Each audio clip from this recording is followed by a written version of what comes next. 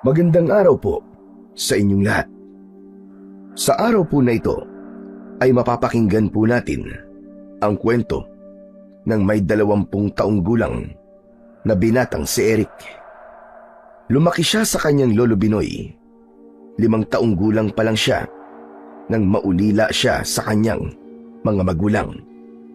Lumaking barumbado, lasinggero at palaging napapasali sa gulo ang binata. Isang gabi, habang nag-iinuman ang magkakaibigan, ay bigla silang nakatulog dahil sa kalasingan. Nagising na lang ang binata na nasa ibang lugar na sila, sa tribo mismo ng mga Amazona. Pahihirapan sila ng mga nilalang na nakatira doon. Dito niya makikilala ang isang dalagang magliligtas sa kanya sa kapahamakan. Ano kaya ang panganib na kakaharapin ng binatang barumbado sa kamay ng mga nilalang na dumukot sa kanila?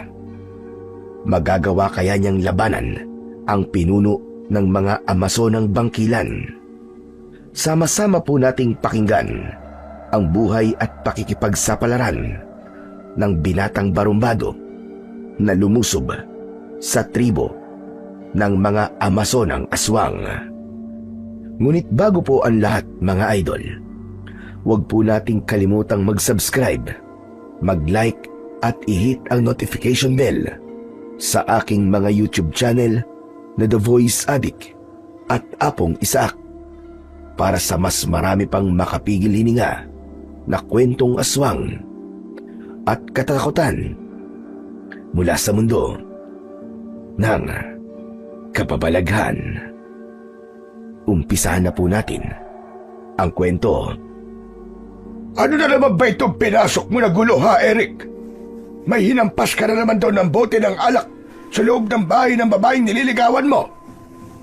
Hindi ka na nahiya sa mga magulang niya. Talaga bang wala ka ng konsensya at basta ka na lang nananakit ng tao? Lolo naman ang aga-aga naman po ng sermon nyo Pwede ba? Huwag na po kayo magalit. Tapos na po yun Anong tapos na, ha? Ipinatawag nga ako ni Kapitan. Nakakahiya talaga. Kung kailan na tumanda ako, saka pa ako nagiging laman ng barangay nang dahil sa iyo. Lolo, wala naman akong kasalanan dun Tigil-tigilan mo nga ako sa pagsisinungaling mo, Eric. Hindi ako naniniwalang wala kang kasalanan. Palagi kang nangunguna sa gulo. Kaya hindi mo na ako maluloko. Isa pa, malapit na ako mapuno sa'yo, ha, Eric? Dahil madalas na akong ipinapatawag ni Kapitan. Wala akong maikatwiran para ipagtanggol ka. Sino naman po ba nagsumbong sa inyo kay Kapitan? Sino pa? Di yung lalaking inargabyado mo. Pambihira ka naman, bata ka, oo. Sawang-sawa na ako sa patong-patong na reklamo sa'yo ng mga kapitbahay natin. Aba, apo, matanda na ako. Umayos ka naman. Hindi na ako maaaring palagi na lamang gumigit na sa gulo na ginagawa mo. Lo, matanda na nga po kayo. Kaya ang puso niyo po, relax ng konti. Baka mamaya atakihin na naman kayo sa altapesyon Anong altapesyon ang sinasabi mo? Sa libingan ako hahantong kapag hindi ka nagbago. Maaga ako mamamatay ng dahil sa iyong buwisit ka. Kung hindi lang kita, apo, naku po, matagal na kitang nilayasan. Sawang-sawa na ako sa gulong pinapasok mo palagi. Lo, huwag na po kayong magalit. Tsaka ipinagtanggol ko lang naman po yung sarili ko Ipinapahiya po ako ng lalaking yun sa harap ng babaeng pinakamamahal ko Sinabihan ba naman akong ang lakas daw ng loob ko manligaw? Hindi pa naman daw ako nabibinyagan. Supot pa daw ako. Aba, sira ulong yun Ibang usapan yun, Lo. Wala sa lahi natin na nagpapaapi. Kaya naman ikaw ngayon ang nang-aapi ng mga taong walang kalaban-laban sa iyo. Ang sabihin mo, nagyabang ka na naman sa mga kaibigan mo. Eric, habang maaga pa, tigilan mo na ang pakikipagbarkada mo at wala silang maidudulot na maganda sa iyo. Pambihira, ikaw lang yata ang magiging dahilan ng maaga kong kamatayan. Nako, Lolo Binoy, ang masasamang damo, matagal daw pumamatay yan. Kaya huwag kayo nagsasalita ng ganyan. Aba, ano ba palagay mo sa akin? Masamanda mo! Agad na inawat ng may 20 taong gulang na binatang si Eric ang tangkang pagpalo ng baston sa kanya ni Lolo Binoy.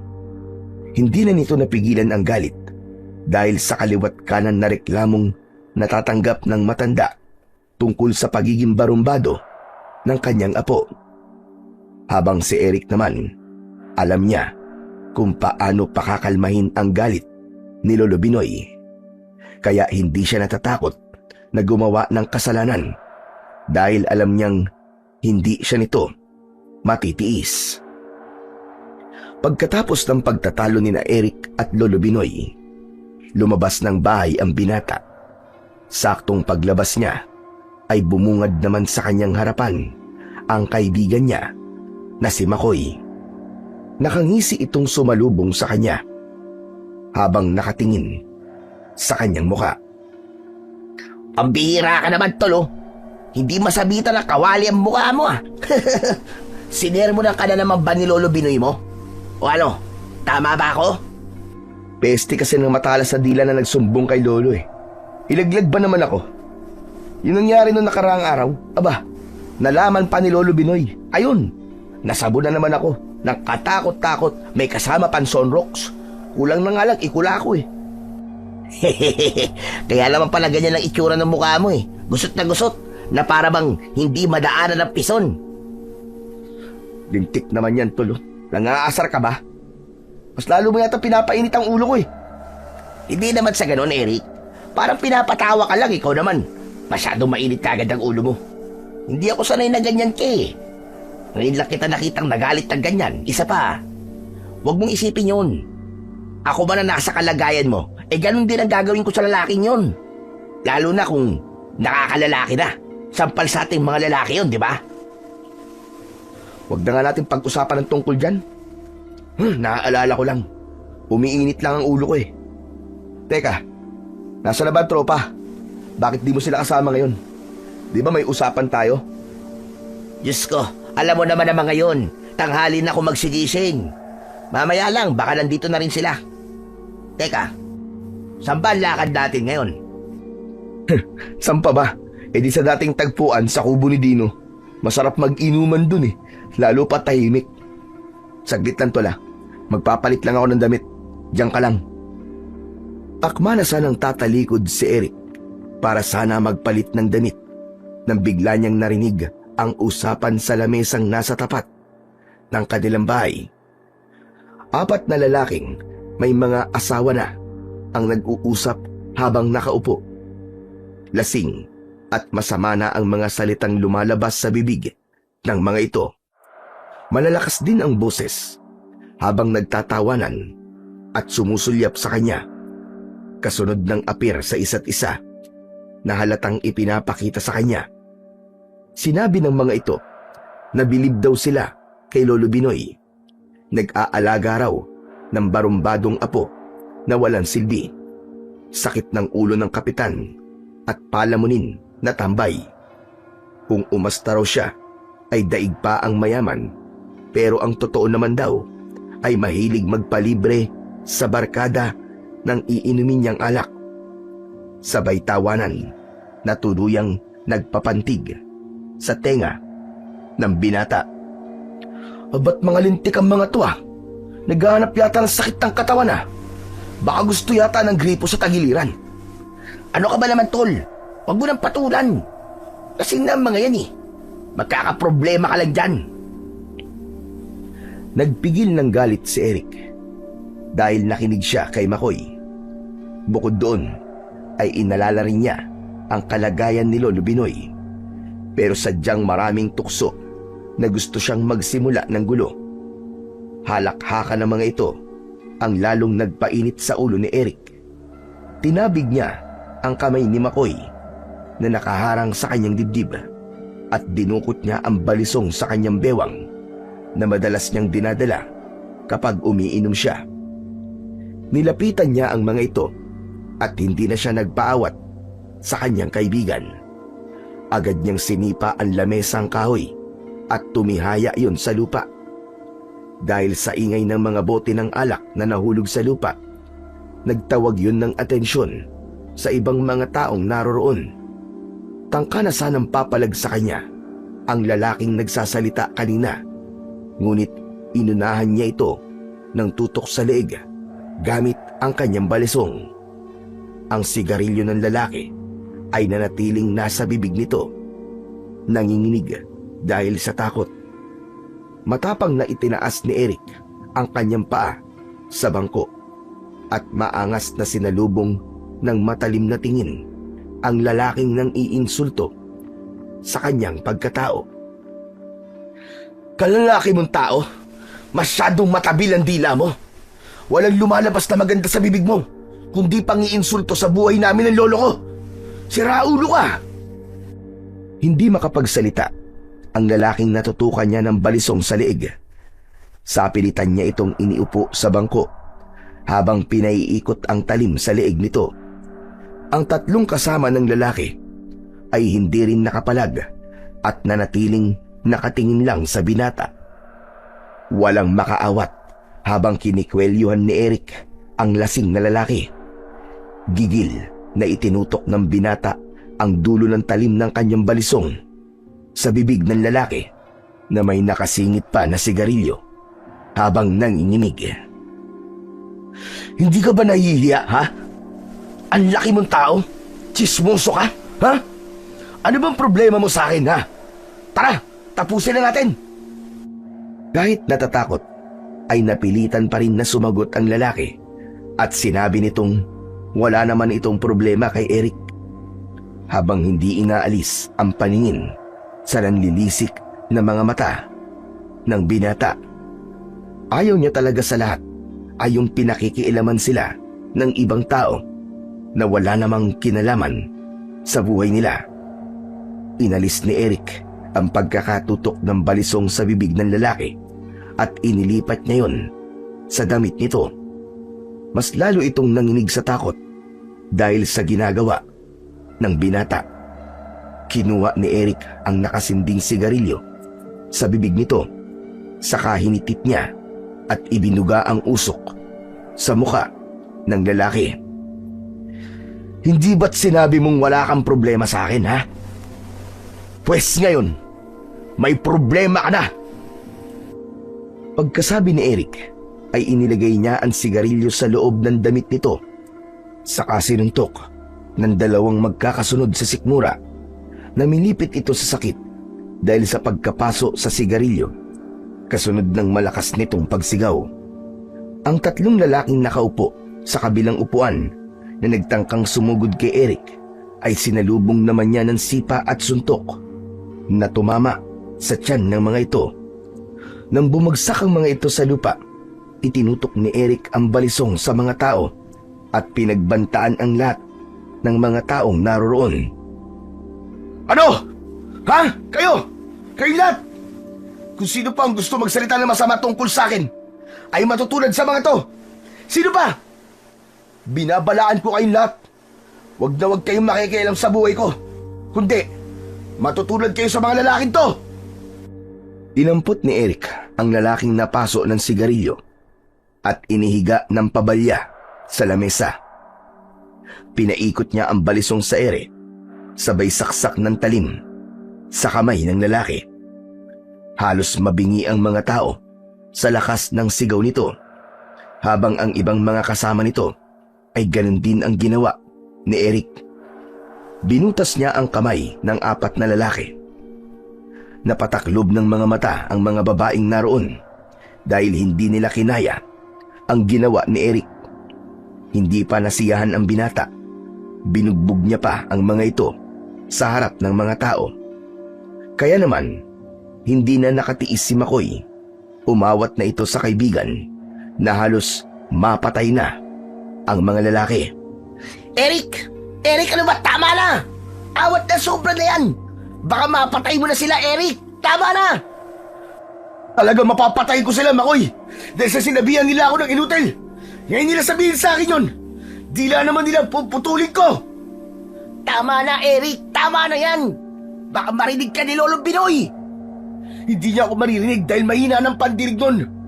Huwag lang talagang may maglakas ng loob para isumbong ako kay Lolo Binoy. At talaga naman, tatamaan silang lahat sa akin. Hoy, kayong lahat! Kung ayaw niyo masaktan ha, huwag niyong pakikialaman ng buhay ko. Naiintindihan niyo ba?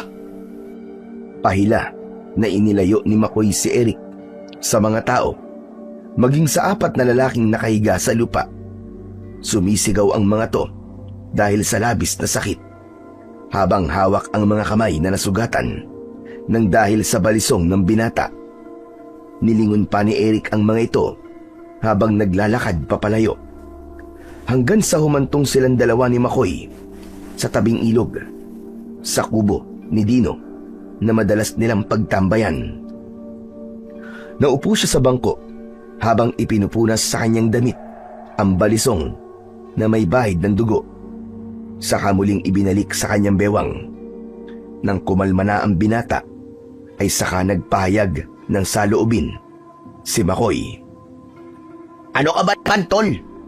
Palagi mo nalang dinadaan sa init ng ulo ang lahat. Paano kung napatay mo mga yon? Aba, Chong, para sabihin ko sa'yo, mahirap makulong sa bilibid. Walang laya ron. Walang alak, sigarilyo at babae. Ikaw rin. Baka doon ka na tumanda.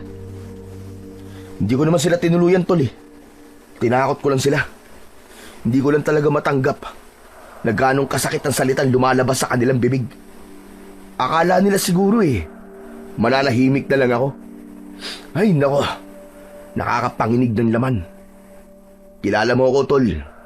Alam mong hindi ko yun mapapalampas. At dahil sa ginawa ko, siguro naman, magtatanda na ang mga yun. Oo naman, Chong. Talaga magtatanda lamang ngayon. Butasin mo naman ang kanilang mga kamay Aba, baka nga pare, baka salubong ka lang naman ngayon magkikikisay naman ngayon sa takot. Ang inaalala ko lang, ay dumarami na ang kaaway mo, Tol. Baka isang araw, makita ka na lang namin ng barkada na nilalangaw ka na sa gilid ng daan, ha? Mahirap na kapag pera ang kumilos. Baka mamaya yan umupa sila ng titiklo sa'yo. Nako, tapos talaga ang maliligayang araw mo, Tol. Kaya bawas-bawasan mo muna ang katapangan mo. Ano naman ngayon kung dumami ang mga kaaway ko? Kahit pa umupa sila ng isang batalyon na papatay sa akin, hindi ako natatakot mamatay, Tol. Sadali nga, huwag na nga natin pag-usapan to.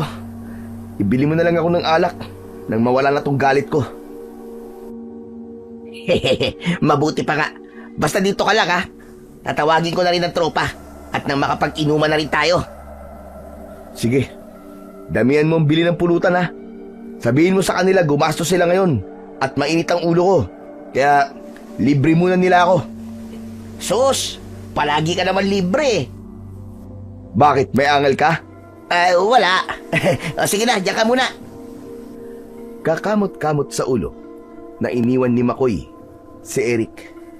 Nakangisi naman na ibinaling ni Eric ang kanyang paningin sa ibaba ng magandang tanawin na palayan mula sa itaas ng burol na kanyang kinaroroonan. Habang nakaupo pa rin ang binata sa mahabang bangko na gawa sa kahoy. Maaliwalas ang paligid, ngunit hindi ang damdamin ni Eric na nagliliyab pa rin sa galit. Maya-maya pa ay narinig niya ang yabag ng paa na nagmamadaling lumapit sa kanya. Si Lolo Binoy, galit na galit at mukhang nakarating na rito ang nangyaring pananakit niya sa mga lalaki. Ano na naman ba ang kulong ginawa mo, ha, Eric? Pambihira ka naman, bata ka, oo. Hindi ba't kakatapos lang natin mag-usap kanina? Ano na naman ba itong nabalitaan ko? Lolo Binoy, pwede po ba tama na? Kung ano-ano po nasasagap niyong balita Hindi ko ito bastang nasagap lang, kundi totoong nangyari kanina. Bakit mo sinaktan ang 4 na lalaking yon? Dapat lang sa kanila yun, Lolo. Pagsalitaan ba naman nila ako ng di maganda? Natural na pumalag ako.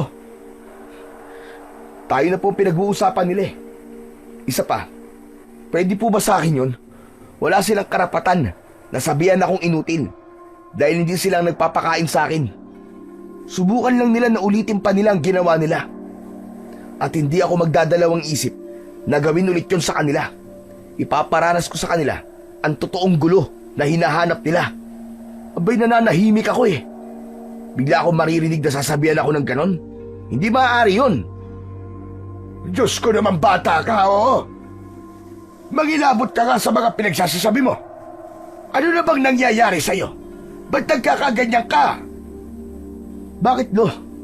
Ipinagtatanggol ko lang naman po ang sarili ko sa kanila. Ano po bang pinuntan nyo rito? Yun lang po ba? Paano po kung napahamak ako? Sasabihin nyo pa rin ba yan sa akin, Lo? Sige nga, paano kung ako naunahan ng mga yun? Eh, hindi ba't wala namang nangyaring masama sa'yo? Ikaw pa nga nakapanakit ng tao. Hala, sige na. Tumayo ka na riyan at makipag-usap ka sa mga taong inargabyado mo. Sabihin mo sa kanila na huwag kang isumbong kay Kapitan. Babayaran na lang natin kung magkano ang manggagastos sa pagpapagamot nila. Sige na, bilisan mo na riyan. Pigilan mo mga tao na sumugod sa barangay. Ang dinig ko pa naman makikiusap sila kay Kapitan para palayasin ka sa baryo natin na po. Diyos ko naman, matanda na ako. Maawa ka naman sa akin. Tumayo ka na dyan at gawin mo na ang sinasabi ko sa'yo. Hindi po ako tatayo rito, Lolo Binoy. Hindi ko po sila pipigilan at wala tayong dapat pagbayaran sa kanila. Sila nagsimula ng gulo eh. Lumaban lang ako, pinagtanggol ko ang sarili ko. Kung gusto nilang pumunta sa barangay, edi pumunta sila. Hindi ako natatakot. Hindi po ako makikipag-usap sa kanila. Kaya ka binabansagan na barumbado. Dahil dyan sa mga katwiran mo na yan, hindi mo na lamang pinalampas. Umiwas ka na lang sana sa gulo. Sa halip na magpakumbaba ka, aba, hindi, binutas mo pa ang mga kamay nila. Dahil sa ginawa mo, mas lalong lumakas ang hinala ng mga tao na ikaw raw ang dahilan kung bakit marami ang nawawalang lalaki sa baryo natin. Dahil natatakot sa'yo. Magbago ka na, Eric. Magbago ka na. Ayoko na ng ganitong buhay. Diyos ko naman, Lolo Binoy, oh. Pwede ba tama na po? Kung ano-ano na lang ang ibinibintang nila sa akin, ah. Wala akong kinalaman sa mga lalaking nawawala sa baryo natin. Aanin ko naman ng mga lintik na yun. Wala naman silang pakinabang. Basta ang pinakikialaman ko ay ang mga taong walang ibang ginawa, kundi ang panghimasukan ng buhay ko. Ang pakialaman ako.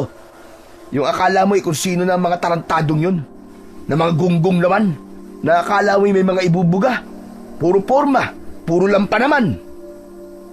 Eric, puro mura na lang ang naririnig ko lumalabas na sa bibig mo. Hindi ganyan ang pagpapalaki ko sa'yo. Binusog kita ng pagmamahal. Kaya hindi ko maintindihan kung bakit ka nagkakaganyan. Sa lahat ng nagawa mo, ito ang pinakamalala. Hindi mo ba alam na dahil sa ginawa mo sa kanila, maaari ka nilang ipakulong? Paano naman ako, Apo? Ikaw na lang ang natitirang pamilya ko. Habang nakikipagtalo si Eric kay Lolo Binoy, ay hindi siya tumayo sa pagkakaupo.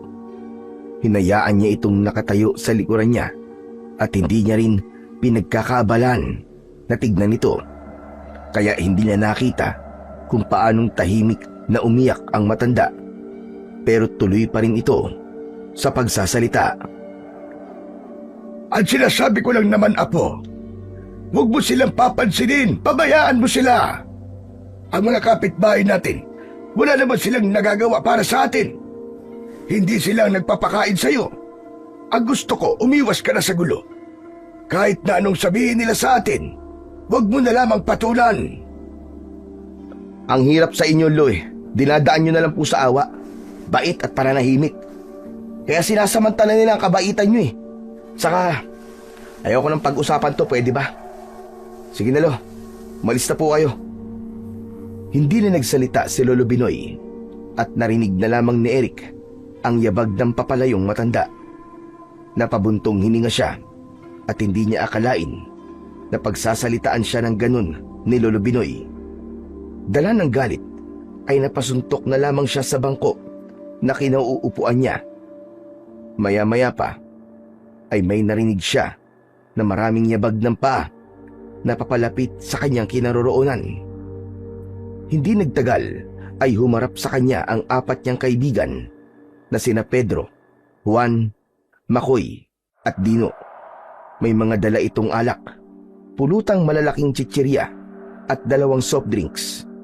Nawala ang galit sa dibdib ni Eric, napalitan ng tuwa at pagkasabik sa pagtikim ng alak. Ayan, kasama ko ng tropa. Binanggit ko na sa kanila nangyari kanina. Aba, at masasaya pa ang mga gunggong. Panibagong karangalan na naman daw sa barkada natin ang ginawa mo sa kamay ng mga lalaking nakalaban mo kanina. Mga siraulo talaga nitong mga to. Tsamba lang yun, tol. Nalaman na nga ni Lolo Binoy. Ayun, masamang-masama na naman ang loob sa akin na matanda. Talagang walang maililihim sa baryo natin, no? Mabilis talaga ang balita. O ano? Hala, sige na. Simulan na natin ang pag-iinom. Magsaya tayo dahil sa panibagong karangalan ng barkada. Itinaas ni Makoy ang kamay na may tangan na bote ng alak. Saka inihanda ang mga pulutan sa ibabaw ng lamesang gawa sa kawayan. Nagsimula na ang tagayan. Untugan ng mga baso at bote. Umalingaw-ngaw ang malakas na sigawan, tawanan at kantahan na parabang may sarili silang mundo. Si Makoy ang unang nagbukas ng usapan. Bakit ba naging ganyan ka, ha, Eric? Dati naman, tahimik ka lang at mabait. Nagbago ka nung namatay ang mga magulang mo. Teka. Ano bang ibig mong sabihin, ha, Makoy? Ayusin mo ang tanong mo sa akin. Ang maging isang barumbado. Para kasing may pinaghuhugutan ng kasamaan ng ugali mo eh. Naawa na kasi ako kay Lolo Binoy eh. Tol, alam ko may dahilan kung bakit bigla ka nagbago. Tol, alam mo naman ang totoong dahilan, di ba? Masamang-masama ang loob ko dahil namatay ang mga magulang ko. Naulila ako sa mga magulang dahil mas inuna nilang iligtas ang buhay ng ibang tao kaysa sa akin. Masakit yun para sa akin, tol. Para nung sasabog ang dibdib ko. Kaya hanggang ngayon, galit na galit ako sa kanila. Pagkatapos yung mga taong tinulungan nila, sila pa ang nangahamak sa pagkatao ko ngayon. Sinong hindi magwawala sa galit? Sige nga. Napabuntong hininga na lamang si Makoy dahil sa sinabing yun ni Eric. Maya-maya pa ay nagpaalam ito. Sige tol, maiiwan ko muna kayo ha. Iihi lang ako. Hindi ko kayang tiisin eh. Sus, ang sabihin mo, tatakas ka lang. Uwihi ka eh. Alam mo ko, hindi ka na babalik. Sige na, bilisan mo. Kailan ba ako tumakas sa inuman natin? Totoong naiihi na ako eh. Sige na, ituloy nyo na lang ang tagay. Babalik agad ako. Ang mabuti pa, Juan, Pedro, Dino. Samahan nyo nga si Makoy at baka mamaya takasan tayo. Wag na, ito naman walang tiwala. Para may kasama ka rito, mabilis lang ako. Isa pa, hindi rin naman yan makakasama sa akin eh. Tingnan mo nga oh, mga laglag na ang tuka ng mga yan. Kahit kailan talaga, ang hihina nyo sa alak. Wala nang nagawa si Eric, kundi payagan ang kaibigan na umalis. Medyo tumalab na rin sa kanya ang alak at ang 3 naman niyang kasama ay nakalugmok na rin sa lamesa. Habang tulog at nasa kamay pa rin ang bote, siya na lamang ang natitirang gising. Inubos pa niya ang natitirang alak, ganon din ang pulutan. Hanggang sa tuluyan ng bumigat ang talukap ng kanyang mga mata. Hindi na niya napigilan ang labis na antok. Naramdaman na lamang niya ang malamig at matigas na lamesa sa kanyang pisngi. Nagising ang natutulog na diwa ni Eric sa isang mainit at maalinsangan na paligid. Maingay, mabaho ang singaw na nalalanghap niya sa hangin. Dahan-dahan siyang nagmulat ng mga mata. At gano'n na lamang ang gulat niya nang makitang nasa ibang lugar na siya. Inilinga niya ang kanyang paningin sa paligid at nakita niya sina Pedro, Juan at Dino. Maimbing pa rin na natutulog. Teka, nasan ako? Anong lugar to? Napabalikwas ng bangon si Eric at akma na sanang tatayo. Pero napansin niyang nakagapos ang kanilang mga paa sa katre na gawa sa kawayan. Nasa gitna sila mismo ng isang malawak na tribo. Napapalibutan sila ng mga kubo na gawa sa kugon. Sa kanilang harapan, nakatayo ang maraming mga babae na halos iisa ang mga itsura ng kasuotan na damit. Kapirasong tela na tumataklob sa dibdib ng mga ito. Ang pang-ibaba naman na kasuotan ay maikling short na mula pa sa balat ng baboy ramo. May mga hawak ang iba na sibat, pero mas lamang ang mga babaeng may mga tangan na pana. Lahat ay nakatutok sa kanya na sa isang maling kilos niya, natitiyak niyang sa kanya tatama ang lahat ng mga palaso. Kapansin-pansin ang mga balahibo ng manok na nakatali sa ulo ng mga ito, pati sa bukong-bukong ng paa. Magkakasunod na paglunok ng laway ang nagawa ni Eric habang hindi inaalis ang paningin sa mga babae. Pedro! Pedro Juan! Dino! Huy! Mga tiyong, gumising kayo! Pedro, ano ba? Bumangon kayo! Si Pedro ang unang bumangon at nanlalaki rin ang mga matang napatitig sa mga babaeng nakatayo pa rin sa kanilang harapan. Sunod naman na bumangon ay ang dalawang kaibigan niya na sina Dino at Juan. Hindi sila makagalaw dahil sa mga lubid na nakagapos sa dalawa nilang mga paa. Nataranta sa takot si Dino at sa paggalaw nito ay agad na nagpakawala ng palaso ang isang magandang babae. Tumama ang palaso sa balikat ni Dino. Umalingaw-ngaw ang malakas na sigaw nito, dahilan upang magpakita sa kanilang tatlo ang isang matandang babae na nasa tingin niya ay nasa edad na 60. Mabangis ang anyo nito at istriktang nakatingin sa gawi ni Eric. Sino kayo? Ano kailangan niyo sa amin? Bakit niyo sinaktan ang kaibigan ko? Wala kang karapatang magtanong sa amin at kanyan, pirata. Hawak ko ang buhay ninyo.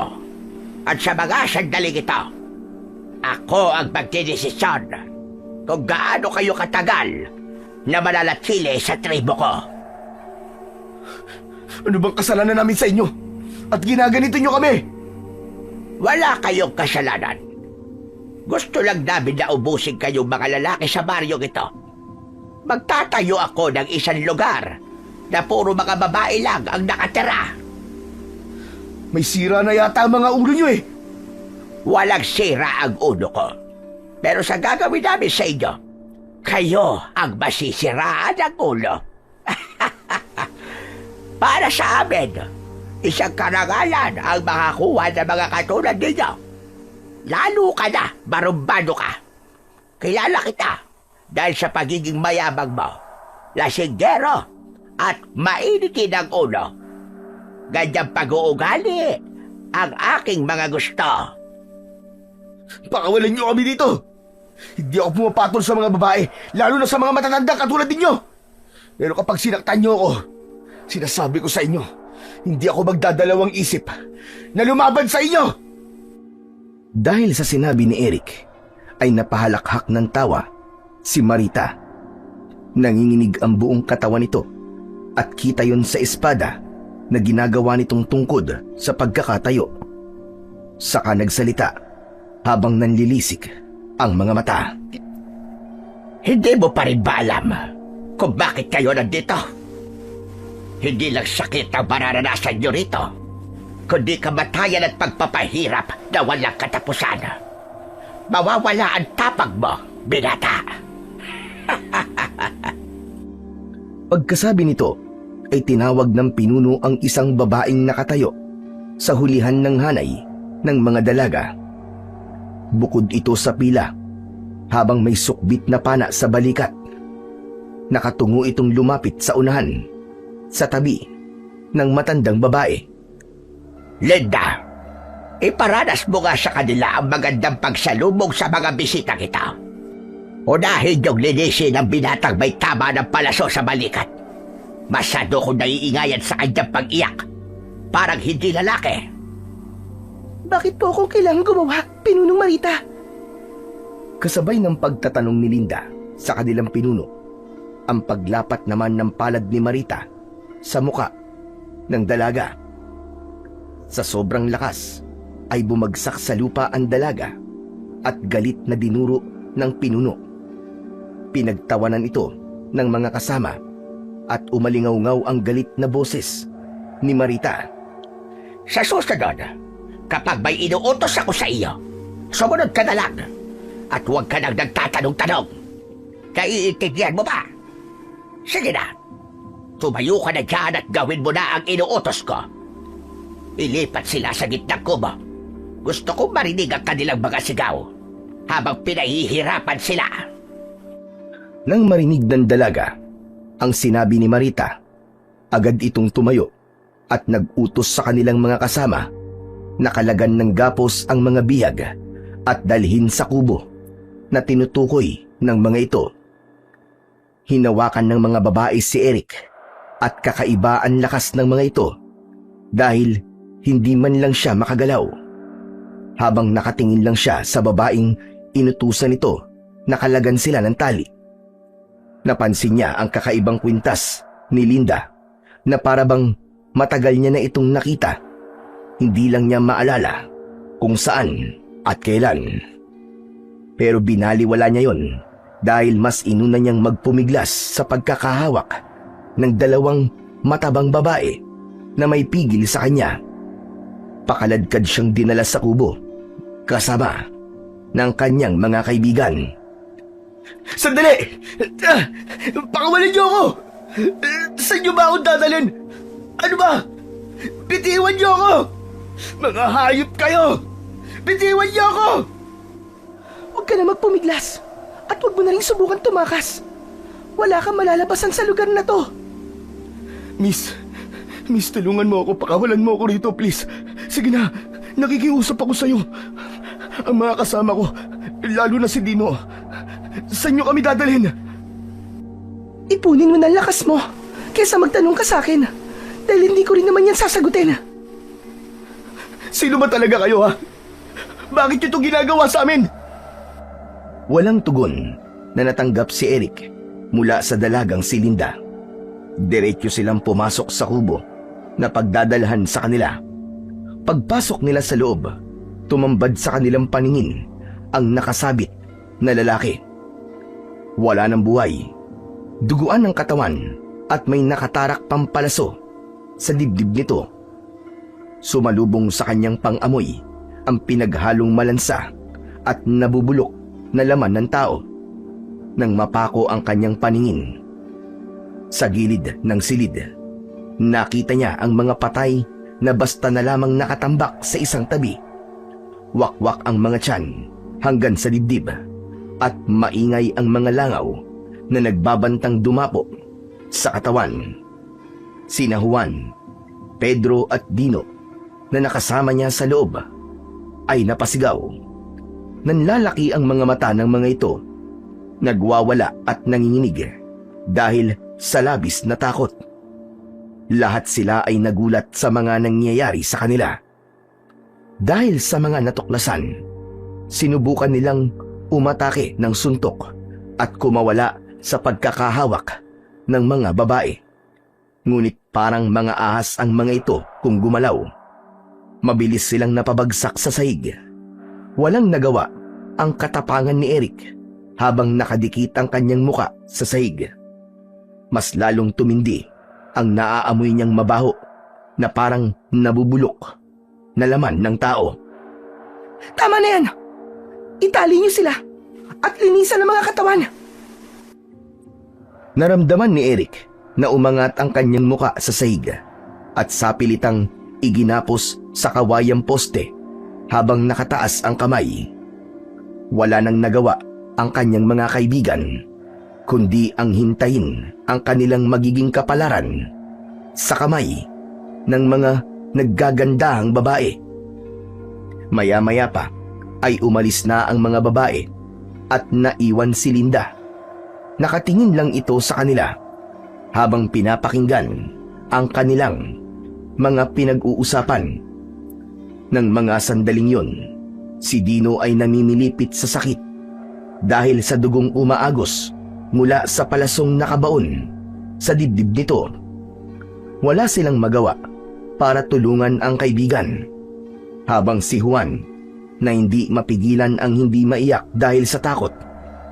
Paano raw sila napunta sa lugar na yon samantalang masaya pa silang nag-iinuman kagabi? Si Pedro naman ay hinahanap si Makoy habang pinagbibintangan ang kanilang kaibigan na baka raw ibinenta na sila sa mga babaeng bumihag sa kanila. Huwag kayong matakot. Ang kailangan natin ay umisip ng paraan kung paano tayo makakatakas sa demonyong lugar na to. Siguro sila ang nangunguha ng mga binatang matagal nang nawawala sa baryo natin. Ang hindi ko lang maintindihan ay kung bakit dinala tayo dito. Hindi naman natin sila kilala at wala tayong kasalanan sa kanila. Napansin ni Eric na natitigilan din ang kanyang mga kaibigan. Nakatingin lang sila kay Linda. Seryoso ang mukha nito at hindi niya mabasa ang tumatakbo sa isip ng babae. Magsasalita sana si Linda pero natigilan yon nang dumating na ang pinakapinuno ng mga babaeng dumukot sa kanila. Mabilis ang tibok ng puso ni Eric nang sumalubong sa kanyang paningin ang tingin ng matandang babae na si Marita. Pagkatapos ay pairap na sinulyapan nito si Linda. Hoy, Linda! Lumabas ka nga muna at kakausapin ko lang itong mga bago kong bihag. Sige po, Pinunong Marita. Nahabol ni Eric ng tanaw si Linda dahil natitiyak niyang may gusto itong sabihin sa kanya kanina. Pero biglang nagsalita si Marita kaya nabaling ang tingin sa gawin nito. Nilapitan nito ang may sugat niyang kaibigan na si Dino. Hindi ba't sinabi kong linisan kagad ang katawan nito? Isahod niyo ang dugo at sayang. Dahil sa narinig ni Eric, pati ng kanyang mga kaibigan ay sabay-sabay silang nagwala at nagpupumiglas. Hindi nila hinayaan na lumapit ang mga tauhan nito sa kaibigan nila. Si Eric, hindi na siya nakatiis at mas nilakasan ang boses. Anong gagawin mo sa dugo ng kaibigan ko, ha? Sino ba talaga kayo? Galit na nilapitan ni Marita si Eric dahil naiingayan na ito sa malakas na boses ng binata. Nagulat siya nang bigla siya nitong sinaksak ng kuko sa kanyang dibdib. Namilipit sa sakit si Eric habang nagpupumiglas. Naramdaman niya ang pag-agos ng mainit na likido mula sa kuko nito na nakabaon sa kanyang laman. Mas pinilipit nito ang pagsaksak sa kanyang dibdib, kaya ang kanyang mga paa ay naipadyak niya ng paulit-ulit. Ah! Pakawalan niyo kami! Ano bang kasalanan namin? At ginaganito niyo kami! Wala kayong kasalanan. Basta't natsempuan lang kayo ng mga alagad ko. Malas nyo. Matitikman nyo ang pagpapahirap ko.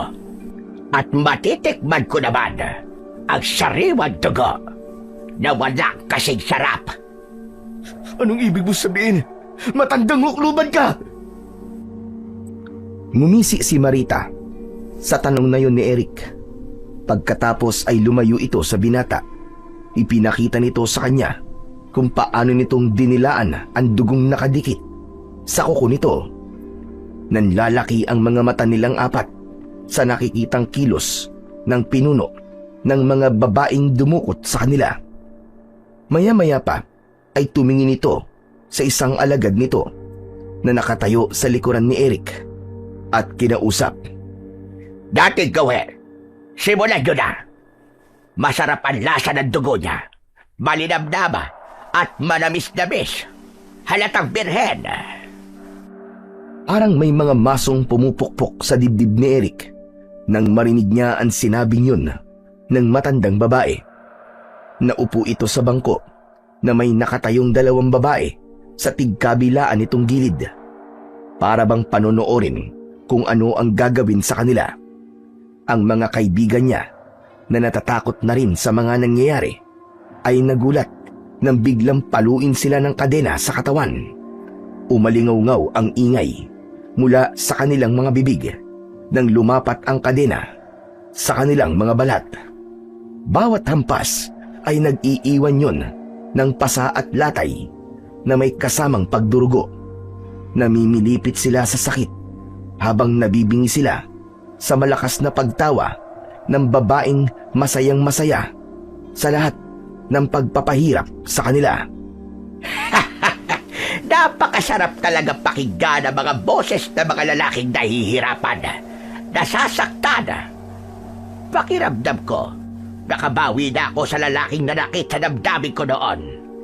Sige lang mga anak ko, dagdagan ang pagpapahirap sa kanila. Mga hayop kayo! Mga demonyo kayo!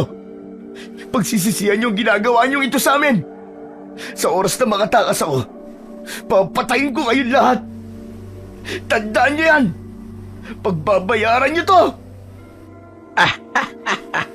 Yun ay kung mabubuhay pa kayo ng mga kasama mo. Kung sa bagay, isa-isa ko lang kayo papatayin. Ihuhuli kita, binata, nang makita mo naman ang paghihirap ng mga kasama mo. Balita ko matapang ka raw at masama ang ugali sa mga kababaryo mo, hindi ba? Hindi naman kayo makakarating dito kung hindi ko pinag-aralan kung anong klaseng mga tao kayo. Kaya kahit kailan, hindi ako makakaramdam ng awa sa mga katulad ninyo. Sige lang, lakasan nyo pa ang paghagupit sa mga yan. Kahit na anong sabihin mo, mas halimaw ka sa akin. Wala kayong karapatan na saktan kami.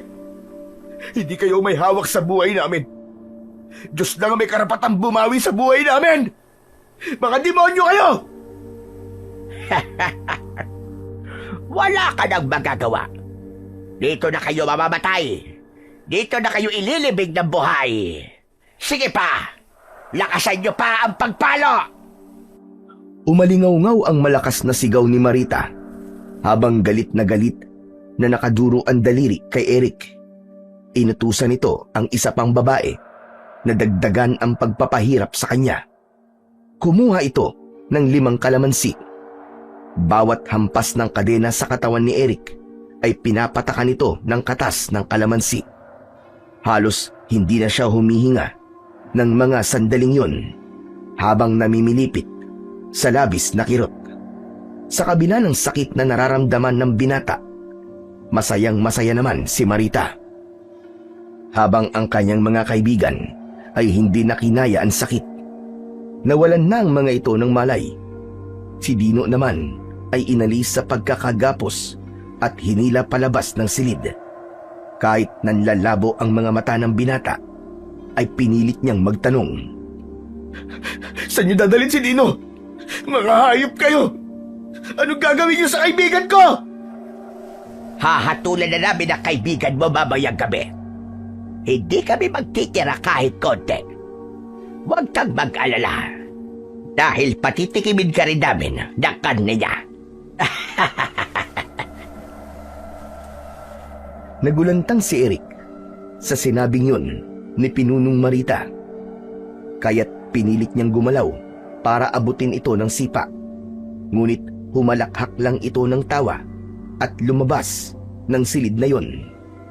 Iginala ng binata ang kanyang paningin at napansin niyang nakalaylay na ang ulo ng kanyang mga kaibigan. Walang malay na tumutulo ang dugo sa sahig. Bumakas ang galit sa anyo ni Eric at sa natitira niyang lakas, pinilit niyang alisin ang lubid na nakagapos sa kanyang 2 kamay habang nakasabit siya. Bawat galaw ay kumukuskus ang magaspang na lubid sa kanyang balat at naglikhayon ng sugat na agad namang dumugo. Ngunit tiniis niya yon hanggang sa umagos ang dugo sa kanyang braso. Saktong pagpasok naman ng dalagan si Linda, baka sa anyo nito ang pag-aalala at pagmamadali. Huwag ka maingay. Gagamutin ko lang ang sugat sa katawan mo. Lumayo ka. Hindi ko kailangan ng tulong mong hayop ka. Isa ka sa kanila. Mga demonyo kayo. Kampong kayo na masasamang nilalang na nagpapahirap sa aming mga lalaki na wala namang kinalaman sa problema nyo. Mga demonyo kayo. Tumingin si Linda sa binata. Hinaplos nito ang pisngi ni Eric habang may luha ang mga mata. Baka sa mukha nito ang matinding awa, lalo na kung paano nitong tinignan ang mga kaibigan ni Eric. Hindi namin to gusto. Pero wala kami magawa. Nandito ako para tulungan ka. Kailangan mo magpalakas para makatakas ka rito. Alam kong may balisong ka sa bewang mo at hindi ko yung kinuha. Itinago ko yun sa bulsa mo kaya sige na. Tanggapin mo na ang gamot na to. Kahit papano ay mapapagaling nito ang sugat mo at mababawasan ang sakit na nararamdaman ng katawan mo. Hindi ako magtitiwala sa mga kagaya mo. Kaya umalis ka na. Dahil sa oras na makatakas ako rito, isa ka sa mga papatayin ko. Tumigil ka! Hindi pa ba sapat sa'yo na isinugal ko ang buhay ko sa pagpunta rito para gamutin ang mga kaibigan mo? Sa oras na mahuli ako rito ni Pinuno, papatayin niya ako at ipapakain ako sa mga alagad niya. Naiintindihan mo ba yon? Ako lang ang makakatulong sa'yo ngayon. Isa pa, hindi sila mga ordinaryong nilalang. Kaya ako nang nakikiusap sa'yo. Lumaban ka at magpalakas. Tumakas ka rito. At iligtas mo mga kaibigan mo. Humingi ka ng tulong sa iba. Sa baryo nyo. Matagal na sinuri ni Eric ang muka ng dalagang si Linda upang malaman niya kung nagsasabi ba ito ng totoo. Nalaman niya na mga Amazona ang mga babaeng dumukot sa kanila. Isang pangkat ng mga babaeng galit na galit sa mga lalaki. Pagkalipas ng ilang sandaling katahimikan, pumayag si Eric na gamutin ni Linda ang sugat niya. Sige. Magtitiwala ako sa'yo. Gamutin mo ako, bilisan mo. Baka mahuli ka pa ni Marita. Agad na tumalima si Linda sa utos ni Eric. Pagkatapos ay sinimulan na nitong gamutin ang mga sugat niya. Naramdaman niya ang paglapat ng gamot sa sugat niya. Kaya kahit paano ay nabawasan ang sakit nun. Ganon din ang ginawa ni Linda kina Pedro at Juan na wala pa ring malay sa pagkakataon na yun. Biglang naalala ni Eric ang kaibigan niyang si Dino. Teka nga pala, saan nila dadalhin si Dino, Linda? Anong gagawin nila sa kaibigan ko? Hindi ko alam kung paano ko ipapaliwanag sa'yo. Pero mamaya lang pagdilim ng paligid, ay tuluyan na siyang papatayin. Pero huwag ka mag-alala. Gagawin ko ang lahat para hindi matuloy ang pagpatay sa kanya. Magtiwala ka lang, Eric. Ano? Pero, bakit nila papatayin ang kaibigan ko? Anong kasalanan namin sa inyo? Kakainin nila ng buhay si Dino. Ipapakain sa mga alagad ni Pinuno para gawing hapunan. Yun ang katotohanan at patakaran sa tribong ito. Kagaya na sinabi ko, hindi kami mga ordinaryong mga nilalang, kagaya ng inaakala nyo. Kami ang mga pangkat na umuubos at pumapatay sa mga lalaking lasinggero. Mahilig manakit ng asawa at mga barumbadong kagaya mo. Hindi ko alam kung bakit ginagawa yun ng Pinuno namin. Pero hindi namin kagustuhan ito, maniwala ka. Gusto na namin makaalis sa kanyang pamamahala. Hindi na namin kaya ang lahat ng pinagagawa niya. Kaya nakikiusap ako. Lumaban ka, Eric. Lumaban ka. Magpalakas ka. At handa akong tulungan ka. Pero, paano ka? Baka mapahama ka kapag tinulungan mo ko. Wala nang halaga ang buhay ko. Wala na akong pamilya. Namatay silang lahat. Pati ang mga taong nagligtas sa buhay ko. Sa harapan ko mismo, ipinakain sila sa mga aswang. Dinukot kami ni Marita.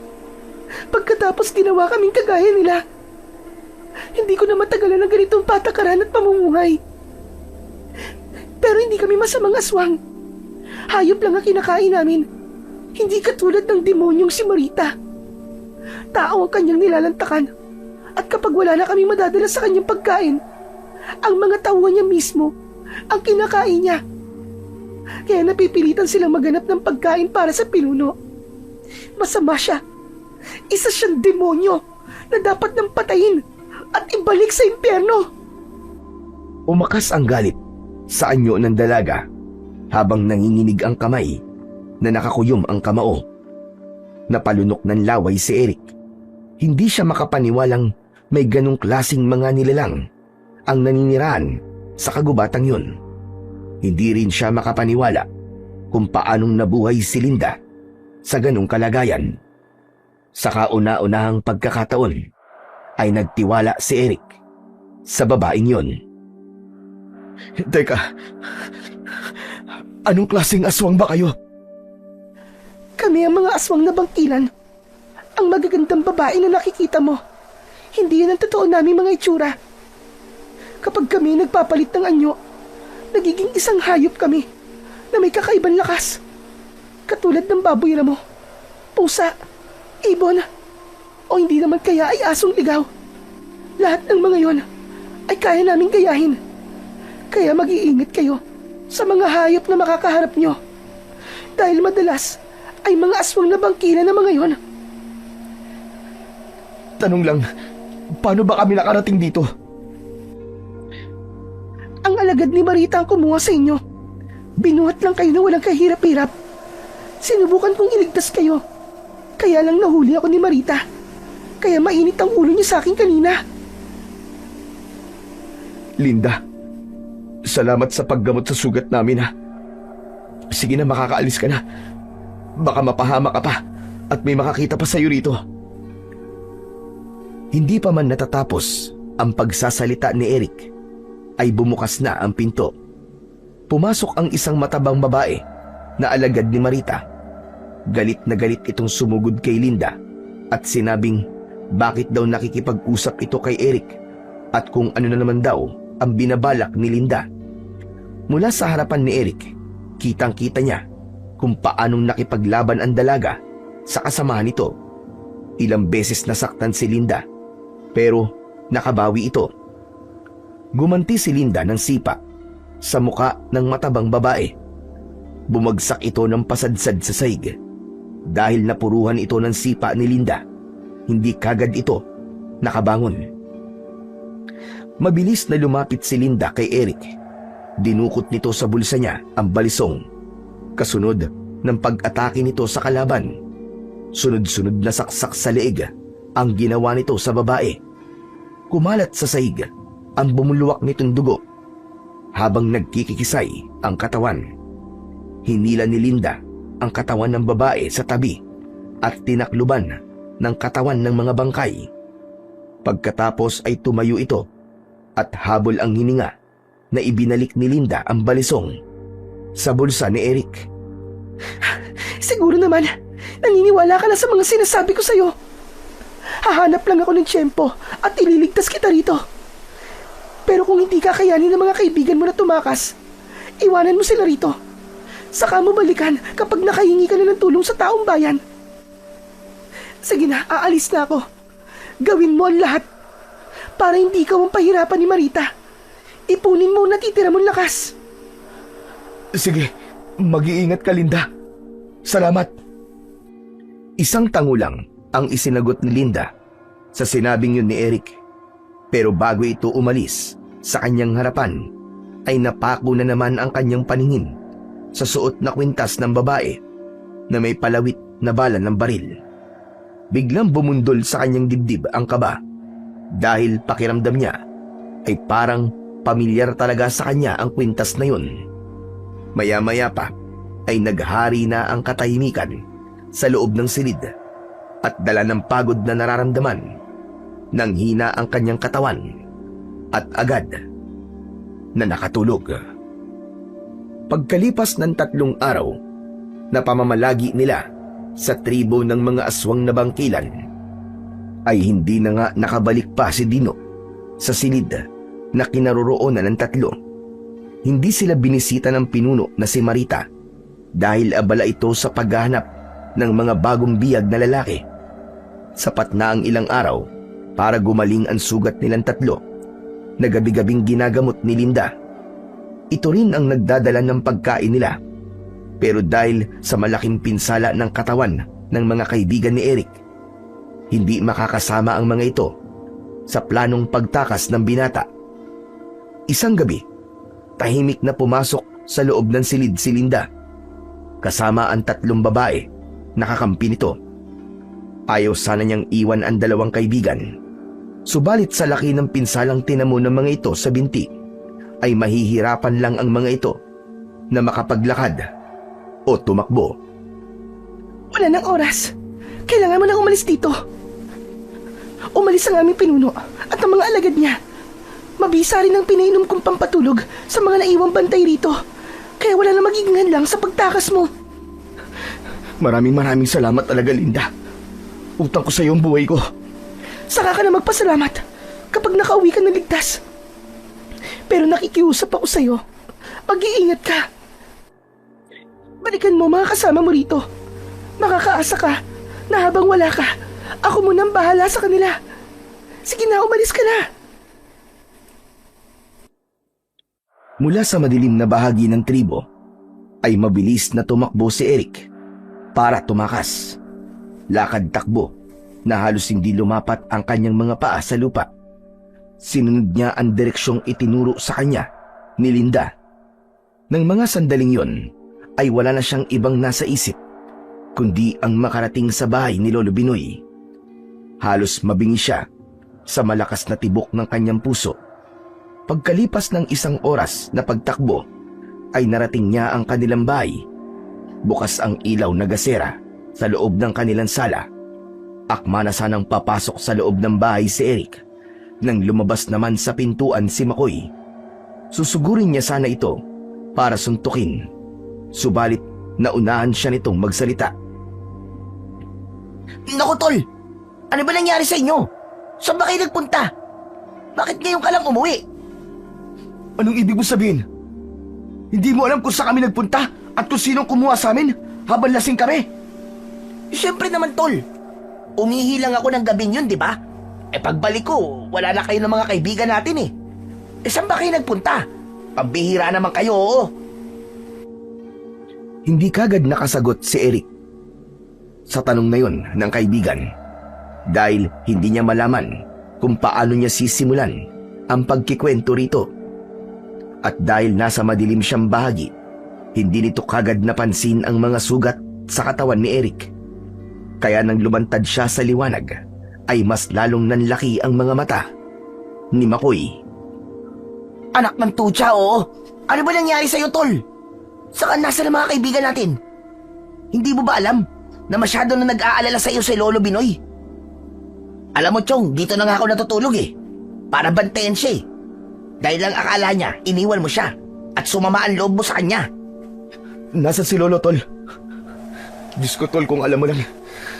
Grabe ang nangyari sa akin sa tribong pinagdalhan sa amin sa mga babaeng yun. Pumasok nga muna tayo sa loob ng bahay nang maisalaysay mo ng maayos sa amin kung ano ba nangyari sa inyo. Halos magkasabid-sabid ang mga paa ni Eric nang samahan siya ni Makoy na pumasok sa loob ng kanilang bahay. Pagpasok nila sa sala ay nagulat ang matanda nang makita nito ang binata. Bumakas ang pag-aalala sa muka ni Lolo Binoy nang makita ang apo at hindi na nito napigilan ang sarili.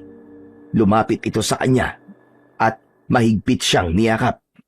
Umiiyak at hinaplos ang sugat sa kanyang katawan. Diyos ko, apo ko! Ano nangyari sa iyo? Saan ka ba nagpunta, ha? Lolo Binoy, huwag na kayong umiyak. May dumukot po sa amin eh. Biniyag po kami ng mga amaso ng bangkilan sa gitna ng kagubatan. Ang problema, patay na po yata si Dino. At kasalukuyan po nakakulong ang 2 ko pang kaibigan doon. May isang babae po na tumulong sa akin kaya po ako nakatakas. Ang pangalan ho niya Linda. Pinatakas niya ako. Lolo Binoy, kailangan ko silang balikan. Ililigtas ko sila at kailangan ko po ang tulong niyo. Diyos ko, apo ko, paano kayo nakarating sa lugar na yon? Yun nga pong ipinagtataka namin ni na Pedro kung paano kami nakarating sa lugar na yun. Nagiinuman lang kami sa kubo pagkagising po namin. Yun nga, kaharap na po namin ang mga amaso ng bangkilan. Maging ang matandang babaeng hukluban na si Marita. Nakaharap ko siya at pinahirapan kami sa bahay niya. Lolo, demonyo siya. Alagad siya ng kadiliman. Siya po ang kumukuha sa mga lalaking napapabalitang nawawala sa baryo natin. Dahil ginagawa niya pong pagkain. Hindi kagad nakapagsalita si Lolo Binoy. Nangihina ang tuhod nito na napaupo sa bangko na agad naman na inalalayan ni Makoy habang nakikinig din ito sa kwento ni Eric. Pabalik-balik sa paglalakad si Eric habang naguguluhan na panay ang sabunot sa kanyang buhok. Alam ko ang tungkol sa mga Amazonang yon. Ngunit matagal na panahon na silang nananahimik. Magmula nang mamatay ang mga magulang mo, Eric. 15 taon na ang nakakalipas. Magmula nang mangyari ang trahedya sa kanila. Kung hindi ako nagkakamali, dinala ka sa lugar nila kung sana doon din namatay ang mga magulang mo. Pero imposible. Matagal na silang umalis sa tribong yon. Lolo Binoy, bumalik po sila ron para pumatay ng mga kagaya kong barumbado at masasamang ugali. Yun ang sinabi sa akin. Umakain sila ng tao, Lolo. Nagpaparami sila ng alagad sa pamamagitan ng pagdukot sa mga batang babae. Ginagawa nilang aswang ang mga yon. At kasama sa mga naging biktima si Linda. Sa tingin ko, hindi lang yun ang dahilan kung bakit ginagawa ito ng pinuno nilang si Marita. Panahon na siguro para ipagkaloob sa iyo ang aking medalyon. Yun lang ang makakatalo sa kanilang pangkat. Masyado ng marami ang namamatay at nadadamay sa paghihiganti niya. Panahon na para tapusin ang pag-aasik niya ng lagim. Teka, Lolo. Sa paraan ng pagsasalita niyo, Lolo, parang kilala niyo si Marita. Bakit po siya naghihiganti? Tama ka. Kilala ko siya, Eric. Dahil siya ang babaeng nasaktan ko nung araw. Magmula noon, palagi siyang nagkukulong sa bahay niya. Habang hindi niya matanggap ang nangyaring pag-atras ko sa kasal namin. Isinabay niya ang pag-aalay ng kaluluwa niya sa kampon ng kadiliman. Kapalit ng parusang ibinigay niya sa akin. Namatay ang mga magulang ko, pati na ang mga magulang mo, nang dahil sa kanya. Marami na siyang napapatay dahil sa naging kasalanan ko sa kanya.